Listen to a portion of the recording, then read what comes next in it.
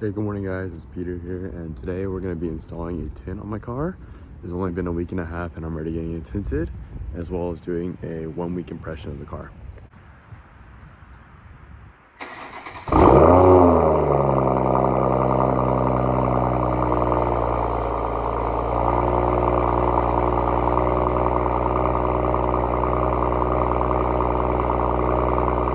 Alrighty, let's get started. Alright, hey everyone, this is Blaze FK7, and today, like I said, I'm gonna go finally tint my window. Planning to do 50% on the windshield, just like what I had on my Civic, and then 20% all around.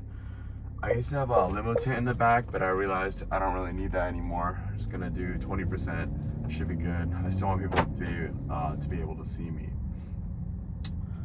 But yeah, I hope you guys like this new camera angle. I found this YouTube video that recommended it and it looked pretty good, so I'm hoping it'll turn out well for you guys as well. And one thing I want to get started off with, what I love about this car that I've noticed is obviously wireless Apple CarPlay. I'm using my phone to currently record and use as audio for this video, and usually back on my Civic I would have to plug in a wire in order to do that, but here I'm already connected via Bluetooth, and you know, my phone doesn't need to be connected, so it's one less thing I need to worry about. So guys, it's already been a week and a half since I bought this M340i and traded in my Civic, and right away I love this car. There's so much I can get into, but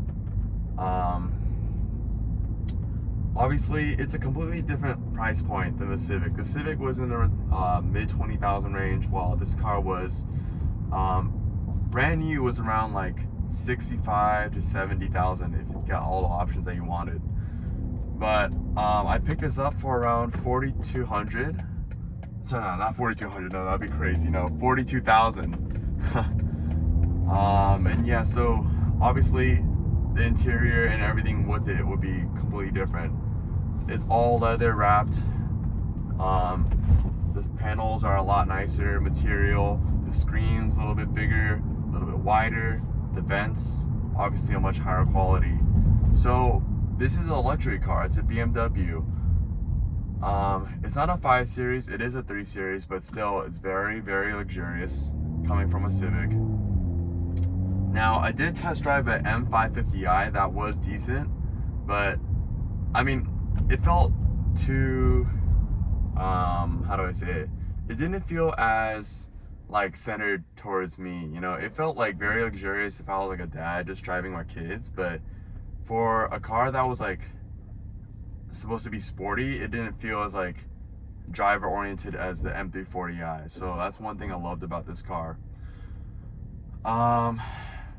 What else? Obviously the power. This is what I feel like most people love about the M340i. It's super powerful. It's powered again by the twin scroll turbo B58, the same one that's in the Toyota Supra. It's also got a ZF 8-speed. They're very, very powerful. It's very reactive and it shifts super fast. Coming from, again, a car that had no gears, you know, a CVT model, this is a huge change. Like, just driving around town, you can hear, or not even driving around town, just anytime you drive, you can hear the car just shift, you know, subtly. And it's so nice to hear. It's just so much more smoother than the CVT2. The Honda was nowhere near as quiet as well, obviously. It had way less sound deadening, which made it lighter. It was only 3,000 pounds, but this car weighs in around 3,800 pounds. So it's got 800 more pounds. It's a lot heavier. But it really shows, especially like when you're driving on the freeway, is no, like, you hardly hear any of the background sound. Maybe just a little bit of tire noise, but hardly compared to the Civic. Now, even as I'm talking right now, I can feel like the car echo just a little bit. Back in the Civic, it felt like a lot louder. Even on my stock exhaust with the stock downpipe, people will still have a hard time hearing me just because there's a little bit of drone on the freeway. versus this with an M performance exhaust on a 2020 model, which is the loudest M340i from the factory. It's already still very quiet when you want it to be. So right now I'm still driving in comfort mode. And I did option this car with the adaptive suspension, which makes your comfort a little bit more comfortable and makes your sport a little bit more stiff. And I find that the comfort is very nice. Just like on my regular commute to work or regular commute to school, usually I might see a couple of potholes or bumpy roads. And on the Civic, I swear to God, anytime I saw a pothole, obviously I'd avoid it. But if I did hit one, it felt like I hit a rock. You know, it felt like I hit a wall. The car just had the suspension was so stiff. Obviously, it's because of my fault. I lowered it on some lowering springs and 19-inch rims, but still, it was so uncomfortable to drive. Stock suspension on the Civic was decent, you know, I didn't notice anything, but when I lowered it, I was like, oh yeah, I love the stiffness. But after a couple months, I'm like, dude, this is shit for daily driving. But what I love about this suspension is that you can choose how comfortable or how stiff you want it to be. So right, again, like I said, I'm in comfort mode right now, but if I click sport, instantly the exhaust is a little bit louder. I'm not sure if you're able to hear that on camera, but it holds the revs longer and the exhaust becomes a lot louder. Not sure if you guys can hear that on camera, but there's already some backfires. Again, it's all controllable. It's only on the 2020 models that it becomes this loud. Anyway, so I click into Eco Pro. There's a standard button and also an individual. So individual, you're able to customize other like safety features that you want and like how comfortable you want the car to be.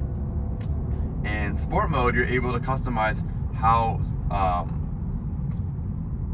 sporty you want the transmission to be, how sporty you want the engine to be, how comfortable you want the suspension to be. So it's very, very customizable from the factory, which I really love.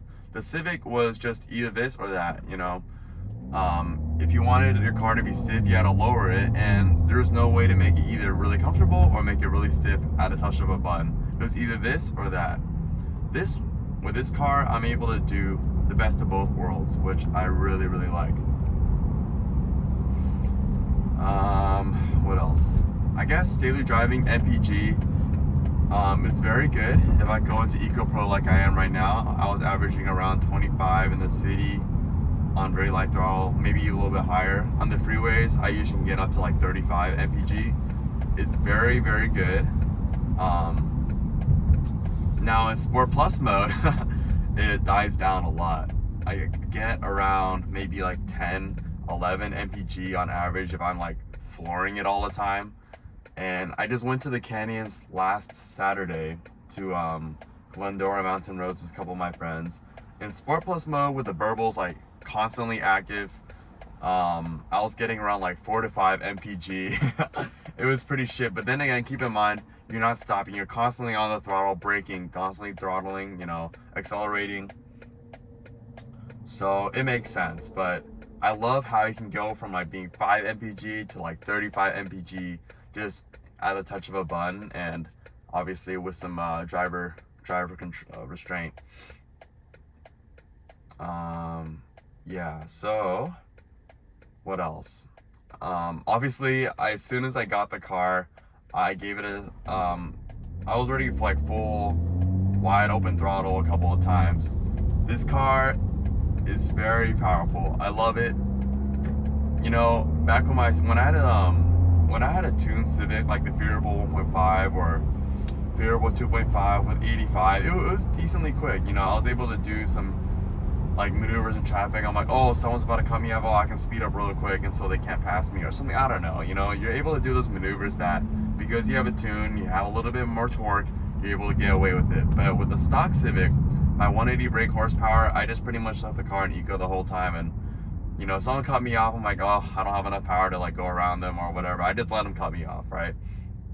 Or sometimes you see an opening in traffic and you're like, oh, I could make that if I had more power. But because I know like not enough power, I was like, I'm not gonna do that because that would be just too risky. But with this car, it's effortless. I mean, even in comfort mode, I floor it and then the power just kicks in. Sport Plus mode is a whole different beast. It just goes instantly at like 1.5 to 2,000 RPM. As pretty much as soon as you floor it, you're gone. The torque is pretty good. I saw dyno charts, people putting this car on the dyno. We're making around 400 wheel torque. It's a lot, you know? It's a lot.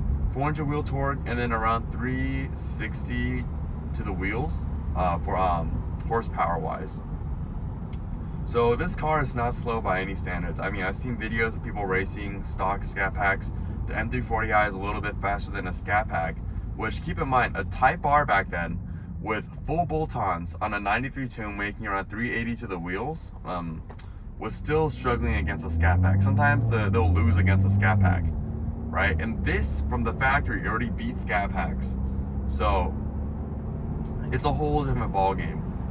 I mean, if I tuned my Civic with a big turbo E85, I was probably making around just 300 to the wheels, and I would still lose to a Scat Pack. So it just, you know, from basic measurements, this car is already very fast from the factory. I don't need to modify it very much.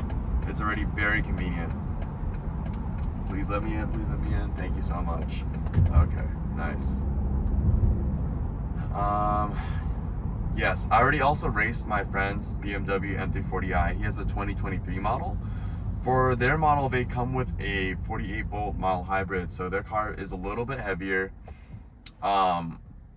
In two of the races that we did, I was beating him by a little bit, and the second race he beat me just by a little bit. So we kind of concluded that it just depends on whoever builds boost quicker, I guess, and whoever leaves it in manual mode to let the turbo spool a little bit quicker. But still, cars are very fast. It sounds so good, especially when you floor it.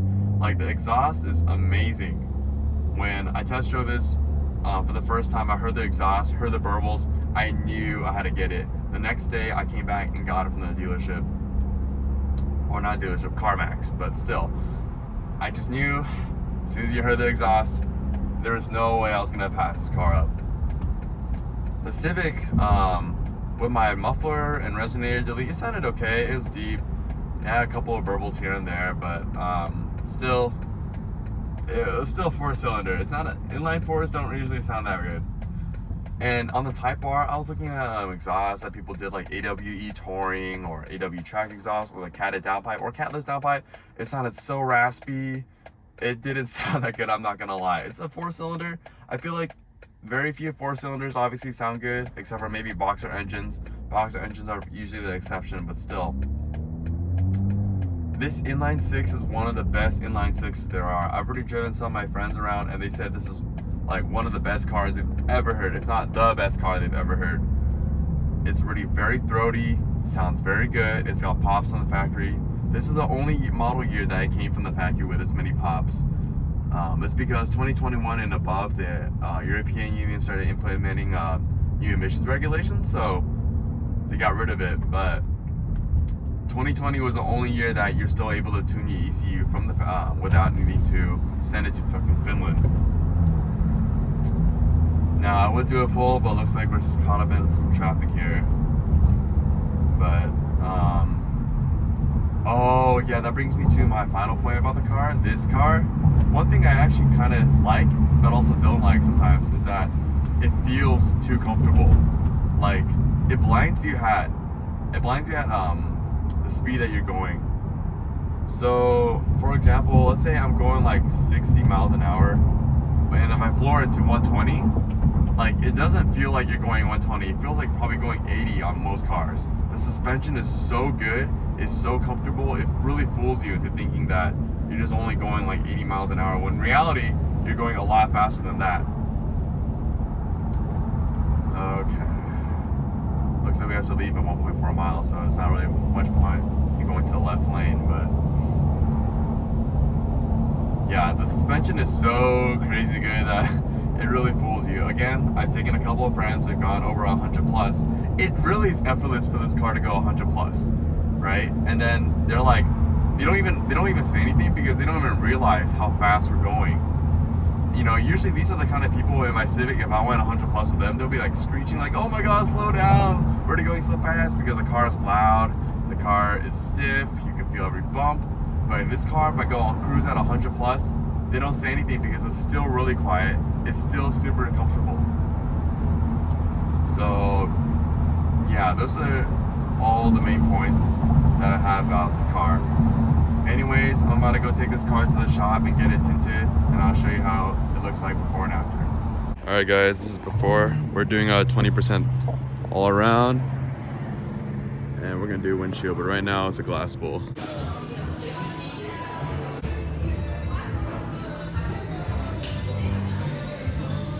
Okay, so we got the tint, 50% windshield, we got 20% all around.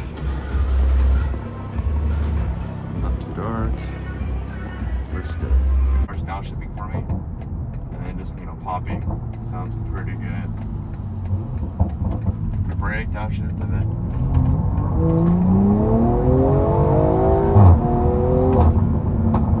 Jeez, sounds so good. Okay everyone, we finally just tinted the car and it's really good lighting right now, so I just want to say, like, look how good the paint is. Like, you can see all the body lines and everything. I think the previous owner might have did PPF, because if you look closely at the car, I'm not sure if you can see it on camera, but in person it looks like a little bit shiny, so I think they did PPF, especially in the back. It kind of glistens a little bit. Anyway, but 20% tint in the back. It's not as dark as my 5% in the front that I used to have, but still, you can barely see, on the sides. I mean, yeah, I guess you can kind of see inside, but not really. But this is pretty good. 50% windshield, not too dark.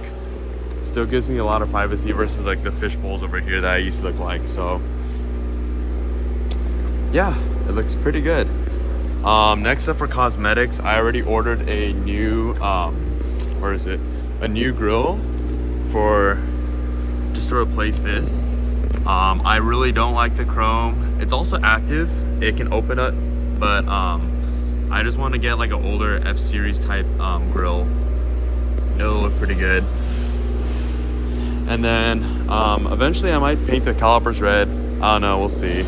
And then I for sure need to change that diffuser, because that diffuser just looks kind of basic. I mean, it's very sleeper, don't get me wrong, but I want to get a more aggressive one and then change the exhaust tips to quad ones. And then eventually put like a spoiler in the back, but we'll see. But yeah, that's pretty much it for now. Thank you guys for watching, and I hope you enjoyed the video.